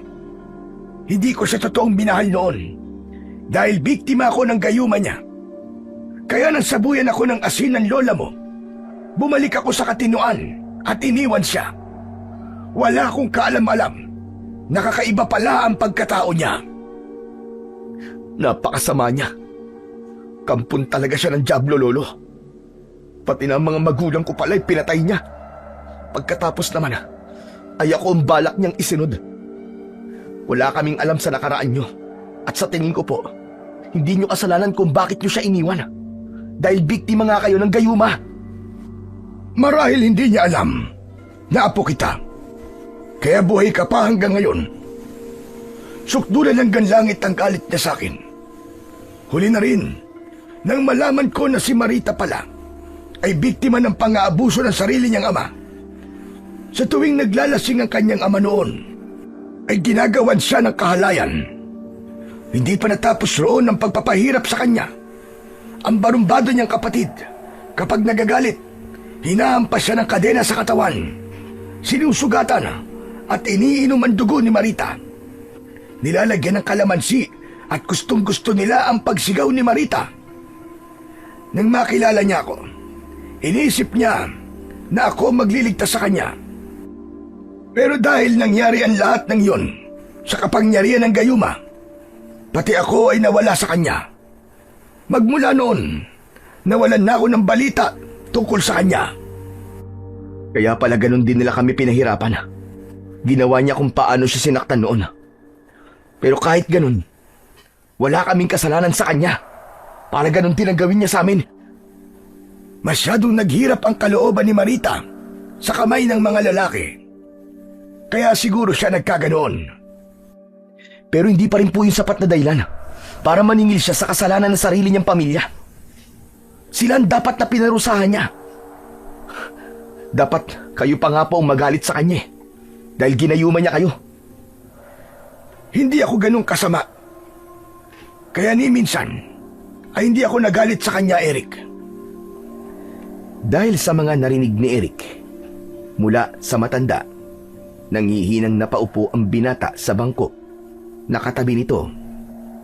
Hinubad ni Lolo Binoy ang suot nitong medalyon at isinuot yun sa kanya. Nagkatinginan sila ni Makoy na wala ring imik sa tabi ni Lolo Binoy. Maging ito ay hindi makapaniwala sa mga kwento na yon ng matanda. Lolo Binoy, tanong lang, ano po bang klaseng medalyon ito? Pinagmasdan ni Eric ang palawit ng medalyon habang nagtatanong sa matanda. Nang lumapat yon sa kanyang dibdib, para siyang nakaramdam ng lakas. Nawala ang kirot ng mga sugat at para bang gumaan ang kanyang pakiramdam. Yan ang medalyon na Tres Pico Roma na may hugis tatsulok at mata sa gitna. Sa loob ng tatsulok ay nakaukit ang 3 letra ng sagradong tanda, ang simbolo ng katawang mortal, isipang banal at kaluluwang hindi namamatay. Ang 3 ito ang bumubuo sa mismong Tres Pico. Kaya magagamit mo yan sa kahit na anong masasamang elemento na magtatangka sa buhay mo. Bibigyan ito ng lakas ang sandatang hahawakan mo at magdudulot ng kamatayan sa mga aswang na bangkilan. Ang 3 tuktok ng dulo ng tatsulok ay nangangahulugan ng lakas na pinagmumulan ng kapangyarihan ng medalyon. Kung ganito po kalakas ang medalyon, may magagamit na po akong panlaban sa mga halimaw na dumukot sa amin. Lolo Binoy, kailangan ko po ang tulong nyo. Iligtas po natin ang mga kaibigan ko. Teka. Ang ibig mo ba sabihin iniwan mo sila, tol? Oo, Makoy. Hindi ko sila naisama dahil napuruan ang kanilang binti sa labis sa pagpapahirap sa amin ni Marita. At marahil sa mga sandaling to, matutuklasan na nila na nakatakas ako. Nasa panganib ang mga kaibigan natin, tol. Maging ang mga babaeng tumulong sa akin. Pero hindi magiging madali ang pagsugod natin sa tribo nila, Apo. Kailangan natin ng matinding pagsasanay sa paggamit ng medalyon at sa sandatang ibibigay ko sa iyo. Taglit na tumayo ang matanda at pumasok sa loob ng silid nito. Pagbalik ay dala na nito ang isang sandata na nakabalot sa kulay itim na tela na natatalian ng pulang tali. Iniabot ni Lolo Binoy ang bagay na yon kay Eric. Lolo Binoy, ano naman po to? Isang lumang espada na nagamit pa ng lolo ko sa digmaan laban sa mga aswang na bangkilan na nagtangkang sumakop sa baryo natin noon. Maiwaga ang sandatang yan at magagamit mo yan para sugpuin ng mga kalaban. Hinawakan ni Eric ang espada. Inalis niya ang telang bumabalot dito. Pagkatapos ay hinawakan niya ang espada at iwinasiwas sa ere ang talim nito. Kumislap yun sa liwanag ng ilaw na gasera. Saka muling tumingin kay Lolo Binoy. Kailangan mong matutunan kung paano gamitin yan. Kaya wala tayong sasayanging oras dahil may mga buhay pa tayong kailangang iligtas. Ngayong gabi, hanggang bukas ng hapon, magsasanay tayo na magsasanay. Sumama ka na rin, Makoy, dahil ikaw ang hihingi ng tulong sa taong bayan. Mauuna kami ni Eric sa tribo ng mga aswang. Huwag kang mag-alala. Alam ni Kapitan kung paanong pumunta roon. Kagaya ng napagkasunduan nila, nagsimula sila ng pagsasanay at simula ng maisuot sa leeg ni Eric ang medalyon, ay nawala rin ang sakit ng katawan ng binata. Habang nasa gitna sila ng pagsasanay, biglang lumitaw ang malakas na liwanag sa mata ng medalyon. Biglang napahinto si Eric na agad naman na napansin ni Lolo Binoy.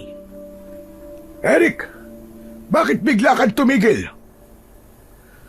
Lolo, kakaiba po ang liwanag na lumitaw sa medalyon. Ano po ang ibig sabihin nito? Palatandaan yan na unti-unti mo nang natututunan ang mga galaw sa paghawak ng espada at pagbibigay ng bisa sa medalyon sa pamamagitan ng paglabas ng hangin sa iyong bibig. Nangangahulugan na magkaugnay ang iyong hininga sa medalyon. Kaya sige, ituloy mo lang. Mukhang mapapadali ang paglusog natin sa tribo nila dahil mabilis kang matuto sa paggamit ng sandata. Ipinagpatuloy ng maglolo ang pagsasanay. Maging si Makoy ay nakisabay na rin sa kanila. Pati ang paraan kung paano palilitawin ng binata ang kapangyarihang taglay ng medalyon ay mabilis niya ring natutunan. Ang pagsirko sa ere at pagtalon ng mataas, lahat ng iyon ay agad na pumasok sa isip ng binata.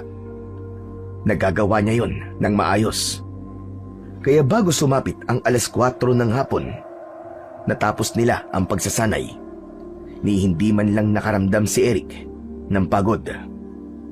At bilang pagsisimula ng pakikipaglaban niya sa mga aswang na bangkilan, isang pasya ang ginawa niya. Lahat ng mga taong nagawa niya ng masama ay nilapitan niya at isa-isang hiningan ng tawad. Ipinagtapat niya rin sa mga ito na may mga aswang sa kanilang baryo at kailangan niya ang tulong ng mga ito para iligtas ang kanyang mga kaibigan na binihag ng mga aswang. Subalit marami ang hindi naniwala sa kanya dahil nga sa pagiging barumbado niya. Hindi siya pinansin ng mga ito at sinabi pa ng mga ito na imposible na raw na magbago ang isang kagaya niya.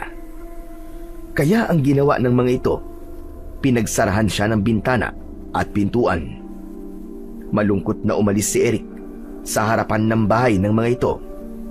Ganon din ang ginawa sa kanya ng mga lalaking nasugatan niya sa kamay. Galit na galit ang mga ito at ipinagtabuyan siya.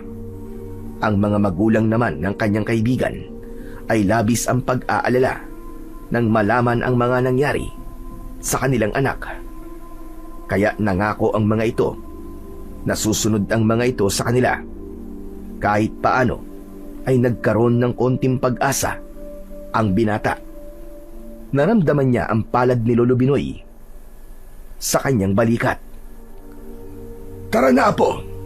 Huwag mo silang pilitin na paniwalaan ang paghingi mo sa kanila ng tawad. Kusa yung ibinibigay sa oras na makitang bukal sa loob mo ang paghingi sa kanila ng kapatawaran. Maging ang 4 na lalaki kanina na nagsara sa iyo ng pinto at bintana, hindi mo sila masisisi kung bakit ganun na lamang ang naging reaksyon nila. Pagkatapos mo ba naman butasin ang kanilang kamay, sariwa pa sa kanilang alaala ang galit. Kaya hayaan mong mapatawad ka nila sa takdang panahon. Ngayon ko lang po naisip ang lahat po ng pagkakamali kong nagawa, Lolo. Dumating na po sa punto na wala na silang tiwala na magbabago pa po ako. Ngunit hindi po ako susuko, Lolo. Umaasa ako na mapapatawad din nila ako balang araw. Hindi ka masamang tao, Apo. Naligaw ka lang ng landas at masyadong dinibdib ang nangyari sa mga magulang mo. Pero ngayon, may pagkakataon ka na para maitama ang pagkakamali mo. Patunayan mo na nagbago ka na at harapin ang pagsubok na to sa buhay mo. Halika na, simulan na nating maglakad. Pagkatapos na marinig ni Eric ang mga sinabing yon ni Lolo Binoy, ay nagsimula na silang tahakin ang daan papunta sa tribo ng mga aswang na bangkilan. Malalaki ang hakbang ng kanilang mga paa na halos hindi lumapat ang mga yon sa lupa. Tangan ang espada ay inaninag ng binata ang daan sa tulong ng liwanag mula sa bilog na buwan. Habang si Lolo Binoy naman ay dala nito ang itak na madalas nitong ginagamit sa pagpuputol noon ng gatong. Pagkalipas ng 1 oras na paglalakad, ay narating nila ang kinaroroonan ng tribo. Tahimik at mas dumami ang bantay sa labas ng bakuran. Mukhang pinaghandaan nila ang pagbabalik mo, Apo. Parang alam nila na babalikan mo ang mga kaibigan mo. Lalabanan ko po sila, Lolo. Kahit gaano pa nila pinaghandaan ang pagbabalik ko, ililigtas ko pa rin ang mga kaibigan ko. Kailangan nating maghiwalay. Sa kabila ako dadaan. Apo, mag-iingat ka. Huwag mong kalilimutan ang mga naituro ko sa'yo. Pagkatapos ng kanilang pag-uusap, ay naunang umalis si Lolo Binoy. Umikot ito sa kuta ng mga aswang na bangkilan, habang si Eric naman ay dumaan sa dating daan na nilakaran niya nang siya ay tumakas. Magaan ang hakbang ng kanyang mga paa na nagpalipat-lipat siya sa mga kubong nakatayo. Maya-maya pa ay narinig niya ang pag-uusap ng mga alagad ni Pinunong Marita. Nalaman niyang nahuli si Linda at naparusahan ng kanilang pinuno. Pero bigla raw nakatakas si Linda kasama ang mga kaanib nito. Dahil sa mga narinig, nagdesisyon si Eric na magpakita sa mga babaeng nag-uusap, at sa isang iglap, biglang nagbago ang anyo ng mga ito. Mula sa pagiging magagandang babae, biglang tinubuan ang mga ito ng balahibo sa katawan. Humaba ang bibig at lumabas ang malalaking pangil. Naging isang baboy ramo ang mga ito at tumalon pasugod sa kanya. Umikot si Eric habang nakataas ang kanyang espada. Tinamaan niya ang mga ito sa leeg at laking gulat ni Eric nang masunog ang mga ito sa kanyang harapan. Lumitaw rin ang kulay dilaw na liwanag na hugis bilog sa kanyang harapan, na parang ito ang nagsisilbing kalasag niya laban sa mga aswang. Hanip, ang galing! Ganito pala kalakas ang medalyon kapag may hawak akong espada. Nang mga sandaling yon, ay walang kaalam-alam si Eric na pinagmamasdan na siya ni Pinunong Marita habang nakangising nakahawak sa espada. Katabi ang mga kasama nitong Amazona, hawak ang pana at nakatutok sa kanyang kinatatayuan. Bahagya pa siyang nagulat nang sa paghakbang niya ay umalingaw-ngaw ang malakas na boses ni Marita. Ang lakas ng loob mong bumalik pa rito sa tribo namin. At may dala ka pang espada na akala mo naman ay may magagawa laban sa amin. Huwag mong maliitin ang espada na to, tanda. Dahil ito mismo gagamitin ko sa pagpatay sa'yo. Hindi pa man natatapos ni Eric ang kanyang sasabihin, ay lumipad na sa ere ang mga palaso mula sa mga Amazonang kasama ni Marita. Pero hindi tumagos ang mga yon sa katawan ni Eric dahil napigilan ang mga yon ng malakalasag na liwanag na lumitaw sa harapan ng binata. Lahat ng palaso na tumama sa liwanag ay bumalik sa mga kalaban. Lahat ay tumama sa leeg ng mga ito at tumagos yon sa leeg ng mga Amazona. Bumagsak sa lupa ang lahat ng tinamaan ng palaso habang nagkikikisay at nasunog ang katawan. Napaatras ang kalaban at bumakas ang pagtataka sa muka ni Marita. Teka, anong ginawa mo? Bakit bumalik ang mga palaso sa mga alagad ko? Wala akong ginawa para bumalik ang palaso sa kanila, Marita. Ipinapakita ko lang na kaya kitang patayin gamit ang sandata ko. Kaya humanda kang demonyo ka dahil katapusan mo na. Masyado mo minaliit ang sandata ko. Pagkatapos magtatanong ka, ha? Bakit hindi ka ngayon umatake nang makita mo ang hinahanap mo? Matandang hukluban! Nagmamalaking itinutok ni Eric ang kanyang espada sa nakatayong si Marita, habang ang ibang natitirang mga Amazonang aswang ay muling nagtaas ng pana at nagpalipad ng palaso sa ere. Sa pagkakataong yun, ginamit naman ng binata ang kanyang sandata para salagin ang mga palaso na tatama sana sa kanyang katawan.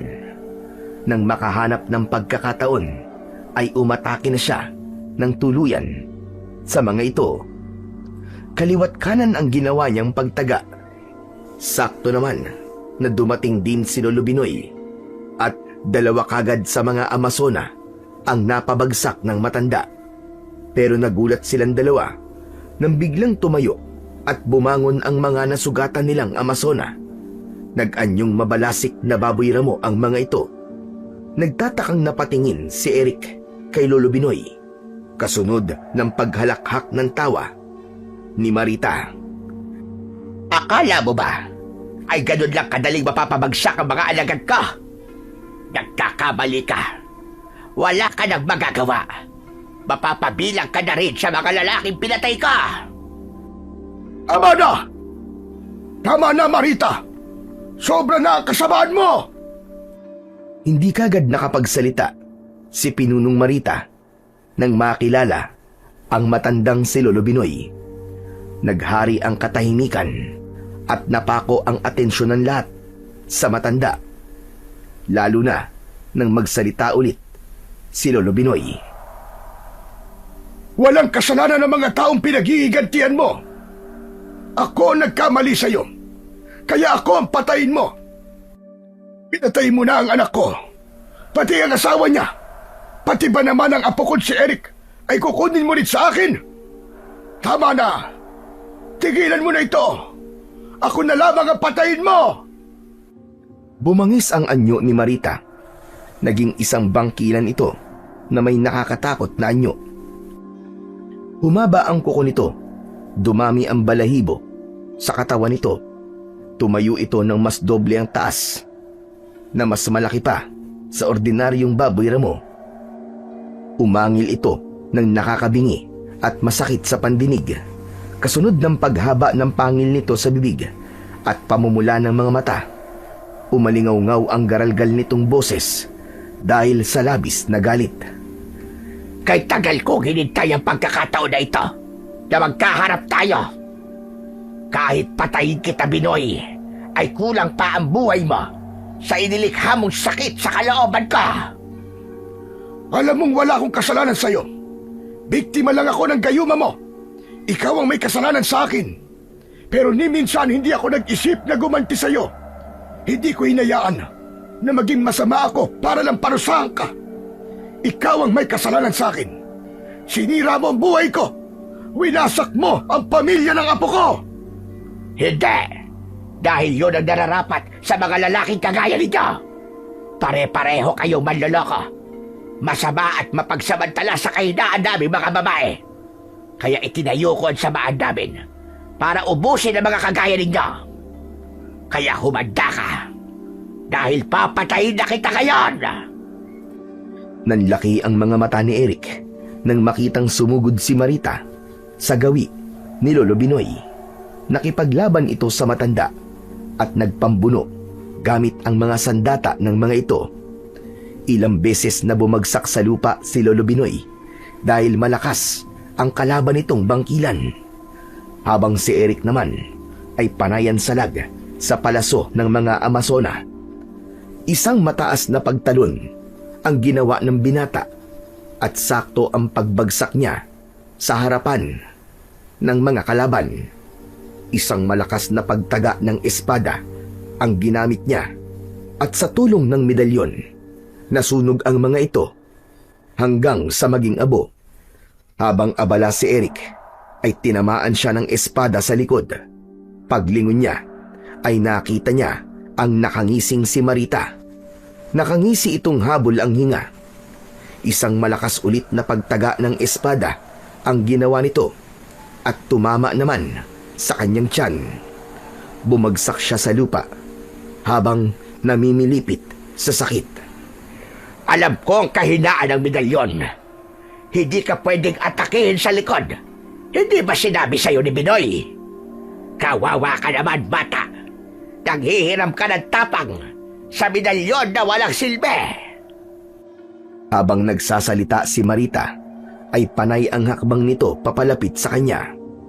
Nakita ni Eric na duguan din si Lolo Binoy at gumagapang sa lupa habang pilit na inaabot ang nabitiwan nitong itak. Ganon din si Eric na tinutungtungan ang kamay niya at dinudurog ng paa ni Pinunong Marita habang nakatutok sa kanyang leeg ang espada nito. Hindi ba't ganito mo rin takutin ang mga nakakalaban mo sa baryo nyo? Pwes, ganito rin ang gagawin ko sa iyo. Pero alam mo, nanghihinayang ako sa iyo. Matapang ka pa naman. Kaya lang, mamamatay ka na rito. Biruin mo, ang pinakamabangis kong alagad na si Linda. Natutong lumaban sa akin para sa iyong hayop ka. Para iligtas ka. Kaya lang, nalaman ko ang ginawa niya sa tauhan ko at sa pagpapataka sa iyo. Kaya naman pinatay ko na siya. Marahil sa mga oras na to, hinahatulan na siya ng mga tauhan ka. Nagkakamali ka. Hindi siya mamamatay ng basta-basta dahil mabuti siyang nilalang. Hindi kagaya mo. Nakampo ng kadiliman. Oo na. Kampo na ng kadiliman kung kampo ng kadiliman. Wala akong pakialam. Kaya nga may kakayahan kaming mabuhay. Kahit masaksak mo kami ng sandata nyo. Huwag kang maniwala sa kanya, Apo. May kahinaan sila. Hindi maaaring wala. Niloloko ka niya para panghinaan ka lang ng loob. Dala ng galit ni Marita sa pagsingit ni Lolo Binoy sa usapan, ay ito naman ang hinarap ni Pinunong Marita. Isang saksak sa hita ang ginawa nito. Kaya't napasigaw sa labis na sakit si Lolo Binoy. Napasigaw din ng malakas si Eric. Tama na! Tigilan mo na yan! Huwag mo saktan si Lolo! Ako ang kalabanin mo! Ako na lang! Sa kabila ng mga sigaw ni Eric, ay hindi siya pinakinggan ni Pinunong Marita. Kitang-kita niya kung paanong bugbugin ito ang matanda hanggang sa mawalan ito ng malay. Tumayo ito at lumapit sa kanya. Sabay suntok sa kanyang dibdib. Wala itong tigil sa pag-atake sa kanya na para bang katapusan niya na ng mga oras na yon. Ilang sandali pa ay tumayo si Marita at akma na sanang itatarak nito ang espada sa katawan ni Eric nang biglang umalingaw-ngaw ang tunog ng lumipad na palaso papunta kay Pinunong Marita. Tumama ang palaso sa bukong-bukong ni Marita. Natumba ito sa lupa habang nagkikikisay sa labis na sakit. Lumitaw si Linda mula sa madilim na bahagi ng kakahuyan. Tumakbo ito papalapit sa binata at inalalayan siya nitong tumayo. Tumayo ka, Eric! Linda! Diyos ko, salamat at buhay ka! Nakaligtas ka! Iniligtas ako ng mga kasama ko. Hindi nila ako pinabayaan. Tumayo ka na! Labanan mo si Marita, bilisan mo! Sugpuin mo ang kasamaan ng aming pinuno. At ako na ang bahala sa lolo mo. Sige na! Patayin mo na si Marita! Agad na iniwan ni Linda si Eric. Lumapit ito kay Lolo Binoy na pansamantalang nawalan ng malay. Hinarap ni Eric ang nakahigang si Marita habang nagkikisay at nagwawala dahil sa masakit nitong bukong-bukong, habang ang walang tigil na pagbulwak ang dugo nito mula sa nakabaon na palaso. Hindi! Hindi totoo ito! Lumayo ka sa akin! Hindi kayo magtatagumpay! Lalaban ako! Ikaw ang hindi magtatagumpay, demonyo ka! Dahil hahatulan na kitang hayop ka! Para sa mga magulang ko na pinatay mo! At si Dino, na nadamay pa ng dahil sa'yo! Sa bukong-bukong lang naman pala kahinaan mo. Kaya ngayon, isinusumpa ko, hindi ka na mabubuhay para mambiktima pa ng mga tao! Para sa lahat ng ginawa mong kasamaan! Ah! Malakas na napasigaw si Eric dahil sa labis na galit. Ubod lakas niyang itinarak ang espada sa dibdib mismo ni Marita, kasabay ng pagsiklab ng liwanag mula sa medalyon. Sumabog ang katawan ni Marita. Nagkapira-piraso ang mga yon hanggang sa masunog at sumama sa hangin ang abo nito. Tinugod na rin niya ang mga Amazonang walang tigil sa pagpapakawala sa palaso. Hindi nagtagal, mula sa tarangkahan ng tribo, pumasok ang taong bayan na merong kanya-kanyang dalang mga sandata. Ang mga Amazonang bangkilan ay sabay-sabay na nag-anyong baboy ramo. Pero dahil sa malakas na puwersa ng taong bayan at nalaman ng mga ito ang kahinaan ng mga aswang, walang nagawa ang mga Amazonang bangkilan. Tinanggap nila ang pagtaga, hampas ng kahoy at pagbaon ng itak sa katawan ng mga ito. Ang isang matabang Amazonang bangkila naman na sumugod kay Eric, sinalubong naman niya ng saksak sa leeg gamit ang balisong sa kanyang bulsa at sinundan niya pa yon ng pagsaksak sa bukong-bukong nito hanggang sa nasunog ang katawan nito at naging abo. Pagkatapos ng labanan, nagising naman ang matandang si Lolo Binoy habang nasa harapan nito si Linda. Salamat sa Diyos! Ay, natapos na ang pag-aasik ng lagim ni Marita. Malaya na tayong lahat. Nagtagumpay ang apo ko.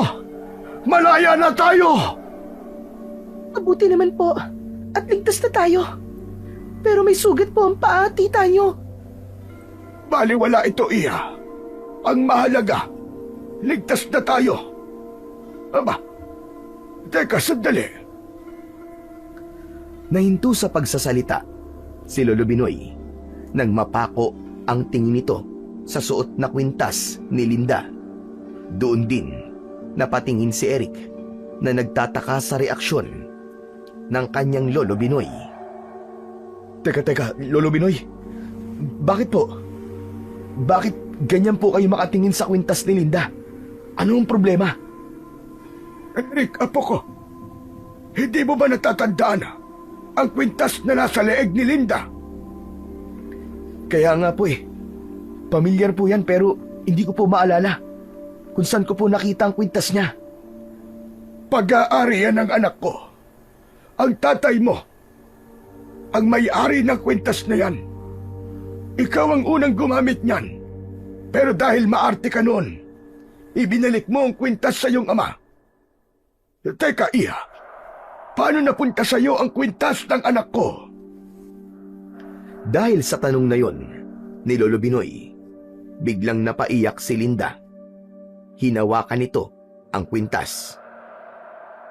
Ang may-ari po ng kwintas na to, ang nagligtas po sa buhay ko. Mag-asawa silang namatay nang dahil po sa akin. Pinatay sila ni Marita. Sa pagliligtas nila sa akin, buhay nilang naging kapalit. Bago nalagutan ng hininga ng lalaki, ibinigay niya po ito sa akin at nakiusap na ibalik ang kwintas na to sa kanyang anak. Hindi ko naman po alam na ang lalaking tinulungan ko pala ay anak niya. Patawarin mo ko, Eric. Ako ang batang iniligtas nila. Kaya ka nawalan ng mga magulang. Napakaliit talaga ng mundo. Talagang pinagtagpo kayo ng apo ko para sa kwintas na yan. At sa dinami-rami ng tutulungan mo, ay ang anak pa ng mga taong nagligtas sa iyo. Nakakakilabot ang pangyayaring ito. Sadyang magaling talaga ang Panginoong Diyos. Kung ganun pala, ikaw ang batang iniligtas ng mga magulang ko. At sa pamamagitan mo, kaya buhay pa rin ako hanggang ngayon. Wala kang kasalanan sa pagkamatay ng mga magulang ko, Linda. 2 beses mo rin akong iniligtas. Sino ko para magalit sa taong muntik magbuwis ng buhay ng dahil sa akin? Linda, maraming salamat. Dala ng bugso ng damdamin ay yayakapin sana ni Eric si Linda. Subalit iniharang ni Lolo Binoy ang kamay nito. Tama na yan, apo. Dalaga pa rin si Linda at binata ka naman. Ligaw muna bago yakap. Ikaw talaga. Napakabilis mo. Lolo naman Parang yakap lang naman Wala namang mali siya yun. Walang mali sa kalokohan mo. Isa pa, baka mapaso si Linda sa suot mong medalyon. Ang ganda pa naman, masusunog lang ang balat. Napahagit-git na lamang sa tuwa si Linda habang nagmamaktol naman si Eric dahil sa sinabi ng kanyang lolo. Maya-maya pa ay hinubad ni Linda ang suot na kwintas at iniabot yon sa binata. Heto na, Eric. Ibabalik ko na sa itong kwintas. Wag na. Para sa'yo naman talaga yan eh. Ako naman ang magbibigay niyan sa'yo. Oo nga pala, teka. Paano ka nga pala ngayon? Ipagpapatuloy ko na simulan namin. Ngunit sa paggawa na ng kabutihan. Huwag ka mag-alala. Handa kaming tumulong sa lahat ng mga kababaryo nyo. Basta't magsabi lang kayo. Linda. Pwede ba kaming dumalaw rito paminsan-minsan? Oo naman. Bukas ang aming tribo para sa inyo, Eric. Lalo na sa mga kaibigan mo. At asahan mo na kapag kinailangan mong tulong namin, ay nakahanda kaming tumulong sa inyo sa abot ng aming makakaya. At kung may susunod pang mga nilalang na mag-aasik ng lagim sa lugar na to, kami ang unang haharap sa kanila para sa inyo. Kung nasan man ang mga magulang mo ngayon, ay sobra akong nagpapasalamat sa kabutihan nila para sa akin. Pagkatapos nilang mag-usap, ay lumitaw na rin sa kanilang harapan ang taong bayan na tumulong sa kanila. Sina Makoy, Pedro at Juan ay nakangiting nakatingin kay Linda.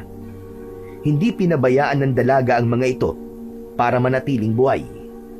Habang ang apat na lalaki naman na nakaaway ni Eric na may benda pa sa kamay ay magkatulong sa nakahigang si Dino na hindi naman pala tuluyang napatay dahil nailigtas ito ni Linda. Hinangaan ng lahat ang husay ng dalaga habang ang mga tao naman ay tinanggap ang paghingi ng tawad ni Eric. Nang gabing iyon ay natapos ang malagim na paghahari ni Marita, isang babaeng naghiganti sa madilim na sinapit sa kanyang nakaraan. Kaya lang, ang pagiging maling gawain niya ang nagtulak sa kanya para malugmok sa kamatayan at ipagpalit ang kaluluwa sa hari ng kadiliman. Pagkalipas ng ilang oras na paglalakad, ay ligtas silang nakauwi sa baryo ng Malindak. Dala ng pag-asang maibabalik na ang katahimikan sa baryo. Samantalang si Linda naman at ang mga alagad nito ay nanatili sa tribo bilang isang mabait, mahusay na pinuno ng mga Amazonang bangkilan. Hindi nagtagal ay nagbago ng tuluyan ang binata. Tumulong na siya sa mga tao. Nakikiisa na rin siya sa mga usaping pangkapayapaan. Ginamit niya ang pagiging tagapangalaga sa medalyon para ipatupad ang kapayapaan sa kanilang baryo. Habang si Lolo Binoy naman ay naging isang mahusay na albularyong tumutulong sa mga may sakit. Paminsan-minsan, dinadalhan nila ng mga pagkain sina Linda at ang mga kasama nito sa tribo. Tulong-tulong silang lahat upang mapanatili ang kaligtasan ng bawat mamamayan. Ika nga sa kasabihan, tumulong ka ng walang hinihintay na kapalit dahil bahala na ang Diyos sa'yo sa pagganti ng kabutihang nararapat para sa'yo. Yun ang hiwaga ng Panginoon sa buhay ng tao. Sadyang nagpapadala siya ng mga anghel na tutulong sa'yo sa oras ng kagipitan at bilang ganti, tumulong ka rin sa iba ng bukal sa iyong kalooban at walang inaasahang kapalit. Maging mabuting nilalang at alisin ang galit sa dibdib. Dahil kahit na kailan, walang maibubungang maganda sa buhay ng tao ang paghiganti at hindi pagtanggap sa pagkakamali. Matutong magpatawad, magpakumbaba para ang buhay mo ay magkaroon ng katahimikan at kapayapaan.